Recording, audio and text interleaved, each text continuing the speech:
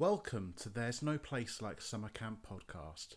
I'm Andrew Waterhouse, and in this week's episode we'll be going over some of the biggest worries before camp. So come on in to our tent and I'll spill the beans.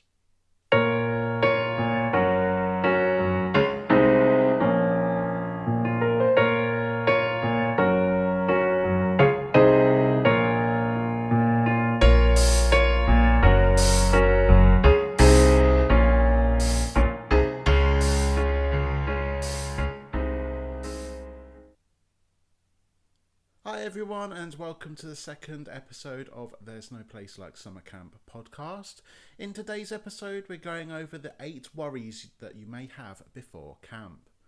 So I vividly remember before I first volunteered for Camp America how I felt when I finally put pen to paper and said, you know what, I'm actually going to go through with this. I'm going to go to Camp America. But before that, there's a lot of procrastination and there's a lot of worries that you have. And hopefully this small list will give you some little bit of insight of what it was like for me when I first applied to camp, when I was totally new to it all, and all those worries I have.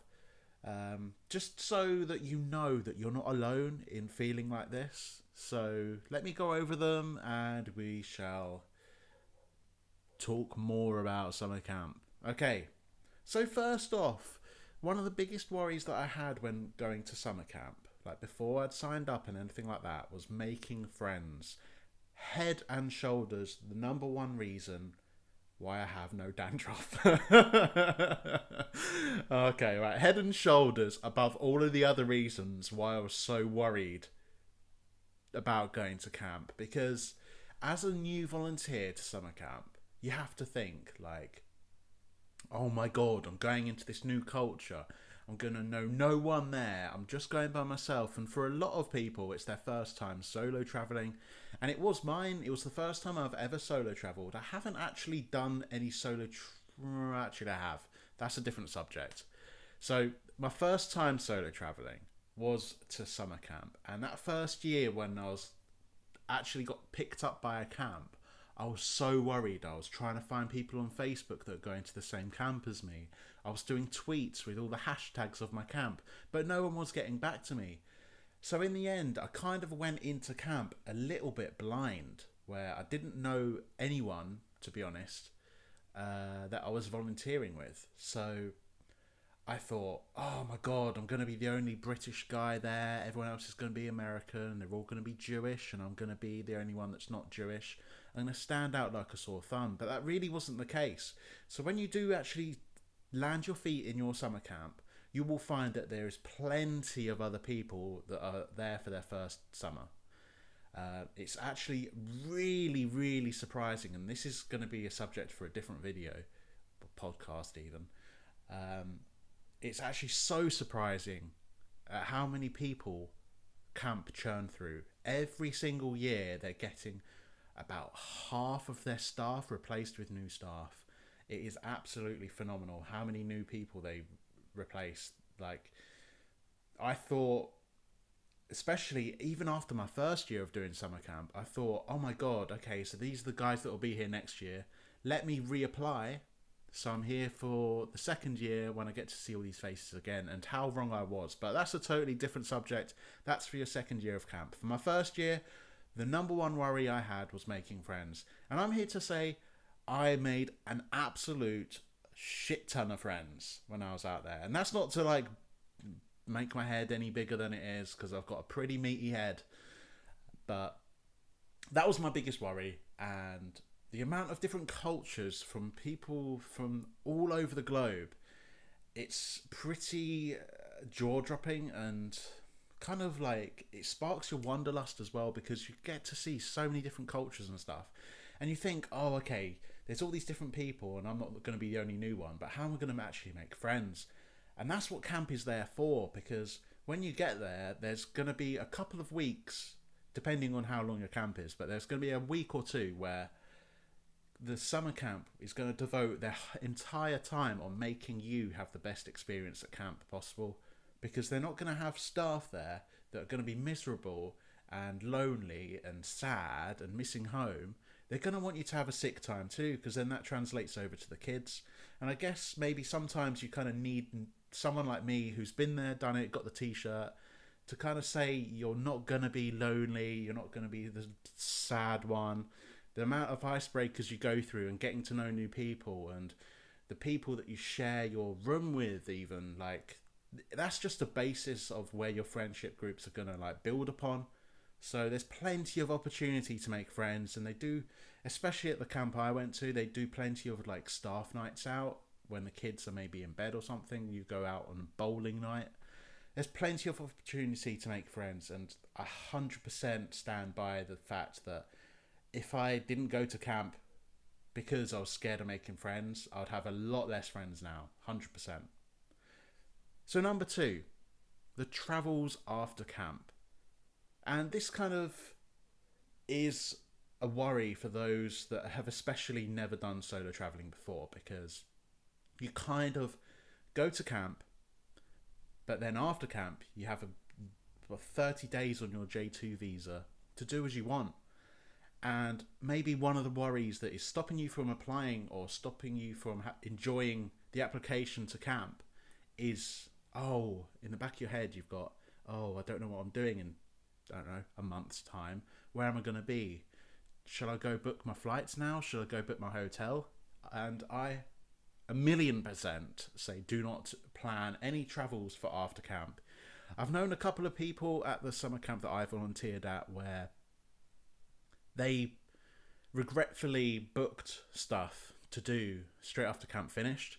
So they would have all these plans already in place where they'd be spending a week in New York, a week in Florida. But because all the friends are going to go and do something else, maybe they want to go see Vegas for 2 weeks and then come back to New York to head home to London or something.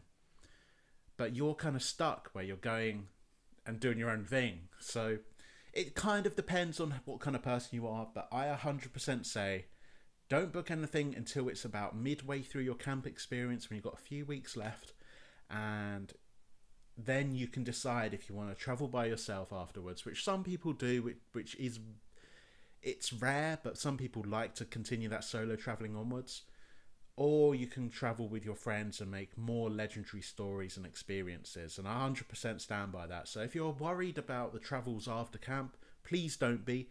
Don't plan anything. It's kind of a leap of faith, but you have to trust in yourself. And that's what solo traveling is all about.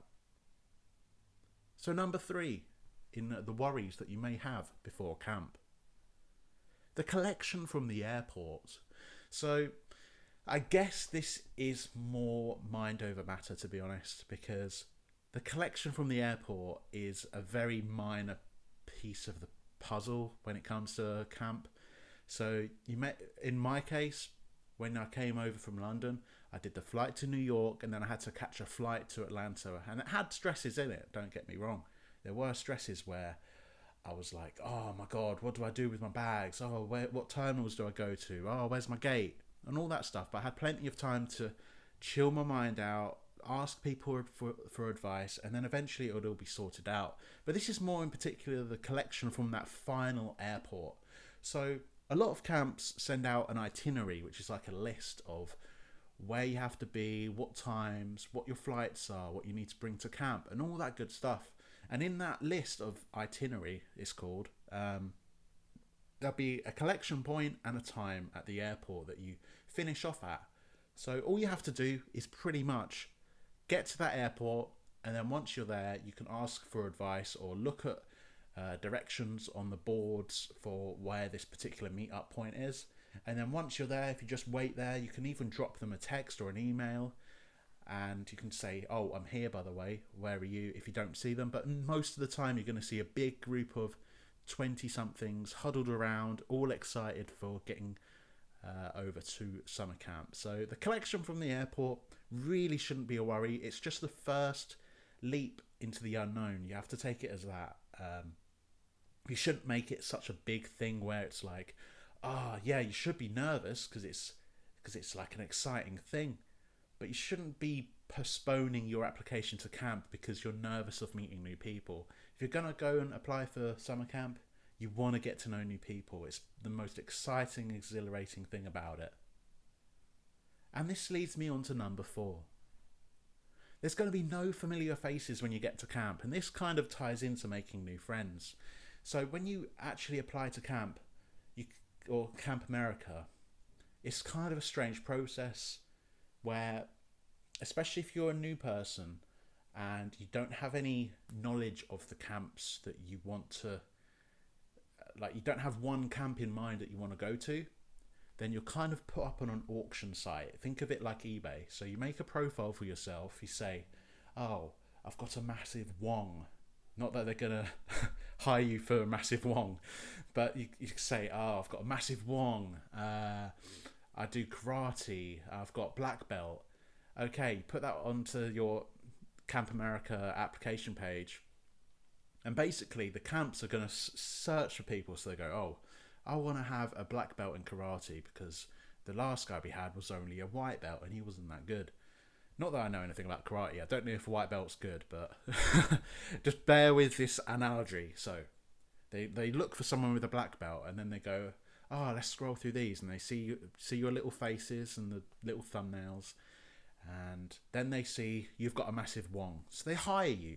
And part of the process is when you get that first email and you're like, oh my God, mom, I've got an application. Camp Brazil has just sent me an offer to come volunteer for the summer. You're going to be so excited. You're going to want to search online. You want to join their Facebook groups. You want to watch their videos. And it's part of the excitement, having no familiar faces. But sure, if you go on their website, you're going to see their director. You might even have a face-to-face interview with them over like Skype or FaceTime, something like that. But it's part of the excitement, having no familiar faces. But there are a few steps that you can do. So you can search for them on Facebook. You can search for their website. You can do tweets out into the unknown, almost like beckoning aliens to come and visit your profile. But it's part of the excitement, and especially if you've got other friends that are applying as well and they're going to a different camp to you, you're going to be excited. You're going to want to tell them, oh, I'm going to Camp Brazil. What camp are you going to? And they're like, oh yeah, I'm going to Camp China. It's like you're both excited for each other. So if you're having no familiar faces, that's just part of the solo travel experience. As cringy as it sounds, it's the best way to go. Okay, so this is the point in the podcast where I'd like to give a quick plug to my book, so I'll make it really quick. Okay, so I'm making this book. It's called There's No Place Like Summer Camp Book. It's the diary I kept over the first year of camp, and it has all the gossip, stories, and the fun that you can expect from being in your first year of camp. So if you're interested and you want to give it a little look, or you want to give it a little pre-order, go onto my website. It's called shop.andrewwaterhouse.com. Okay, that was really quick. Okay, so number 5, money, and this is a big issue for a lot of people, but okay, you have to chill out. When you're applying to Camp America, it is going to be expensive. I think it's about £700. I'm not sure how that converts into the other currencies, but it's about £700, something like that. And that covers all your checks for like child protection stuff and your passports and your visas. So you basically pay all this big lump of money to Camp America. So they get, obviously a chunk of it's going to be their profit. A chunk of it is going to be going towards them sorting out your passport applications and stuff. You have to do bits and bobs, but it's very like well defined and easy to follow on their website. And then a chunk of it's going to be on like a t-shirt they give you and an orientation day that they host. There's all these things that it goes towards. So you pay this £700, it's gone. Okay. But then you have to think, when you go to Camp America, they pay you. Let me repeat, they pay you. So even though it's called volunteering, you are still getting paid. When you go and volunteer there, you're basically on slave rates, shall I say. It is really, really like pitiful money when you compare it to the amount of hours you do and how much hard work it is, because it is really, really exhausting work. And I'll do another podcast on that later on. But the money side of things, when you're out there, you're actually going to be earning roughly about, depending on your experience, depending on how good you are and how in demand your skills are, but you'll be earning roughly just shy of £700. So you're going to be, say you earn £500 while you're out there. You've only spent £250 to go to America for a couple of months, make all these friends, all these cool stories, and it's like the cheapest bargain you ever see. So when I see people getting annoyed that, oh, I can't afford it, I can't afford the £700, all you have to do is be disciplined in yourself. You have to just put away £100 a month for what? Half a year. And then you can afford to go summer camp. And then you can use that money that you earn over there to go travelling afterwards. Of course, you're going to need extra money on top of that. That's where you can ask for a little bit of help from your parents, perhaps, from your friends. Maybe to sell some things on eBay, or just put a little bit more money to the side. There's always all these different opportunities and stuff. And I would say it's a cracking time to dip into your savings a little bit to make memories of a lifetime. Number 6 in the worries that many people have before volunteering to camp: leaving your job or education. And this is a big one. Again, this is like really frustrating to hear because, okay, when you think about where you want to go in life, yeah, this is going to be really cringy. Okay, so when you think about where you want to go in life, where do you see yourself? Do you want to have all these experiences, all these travel like stories and memories, or do you want to be the guy that was like, oh yeah, I've been working in an office 9 to 5, I've been here for 45 years and I'm still in the same job? No, you don't. You, at times in life, you need to take a bit of a risk. You need to step outside your comfort zone and say, okay, let me go on this Camp America thing or I quit. And that's basically, in some cases, I have done.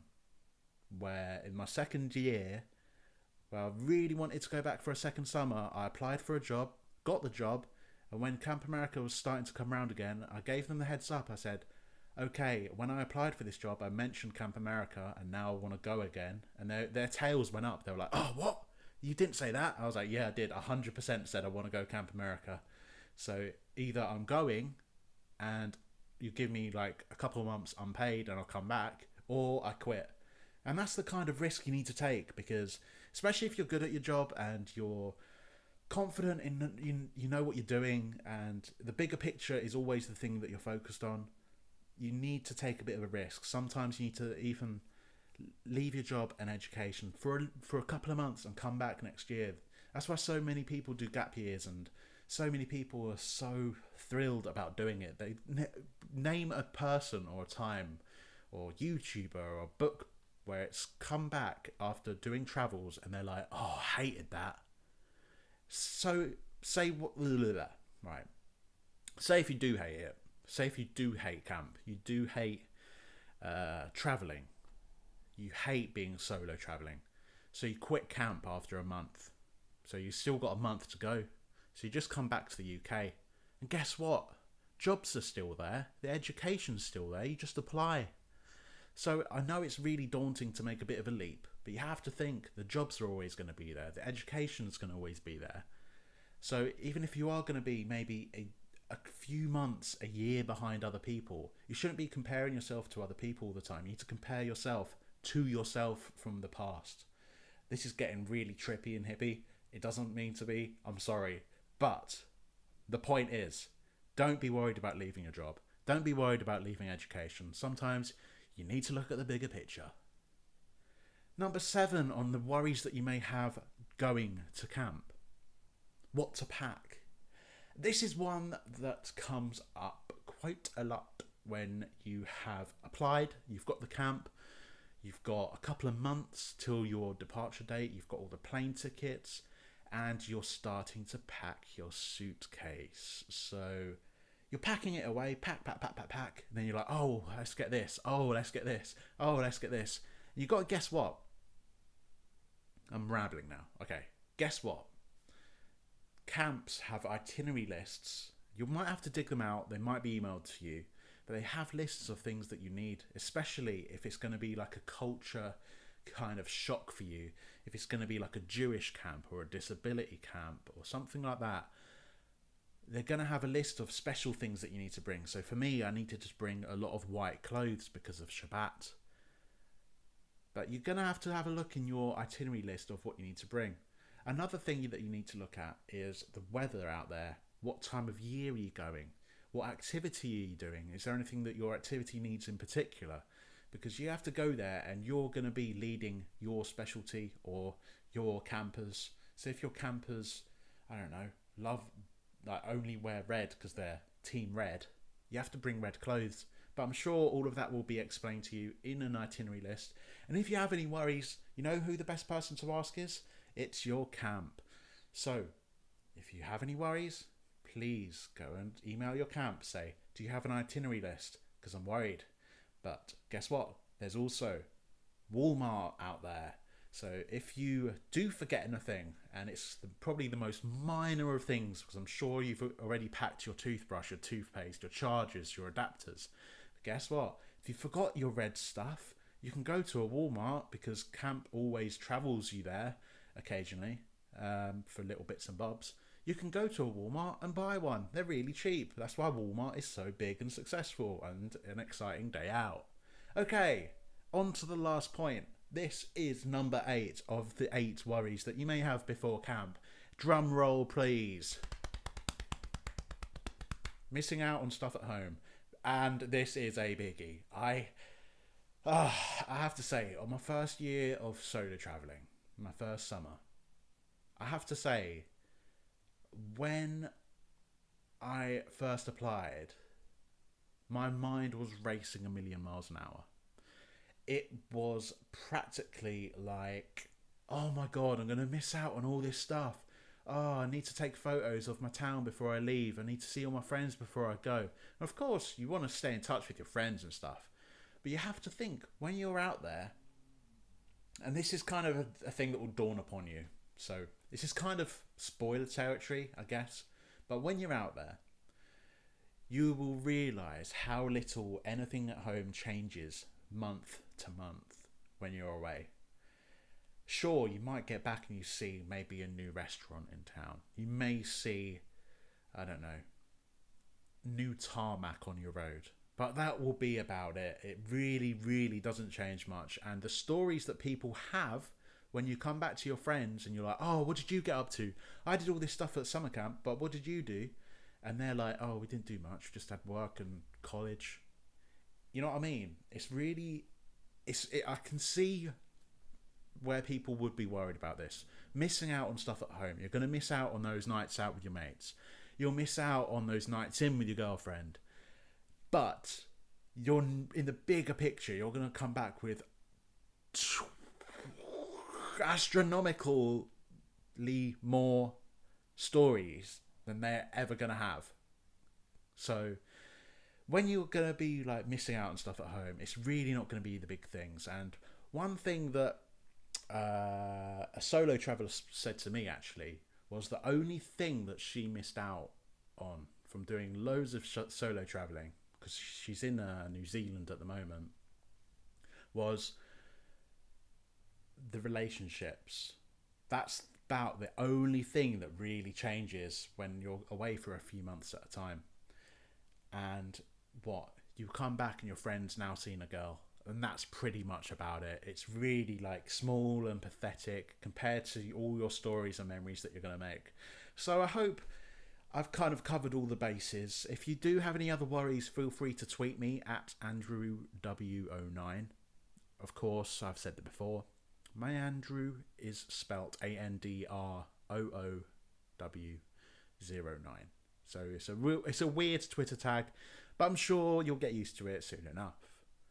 So that's the end of the podcast. I really hope you enjoyed this one, guys. It was a really interesting one because I've been there and I know how a lot of you will feel. So I thought this should be one of the first ones that we go through.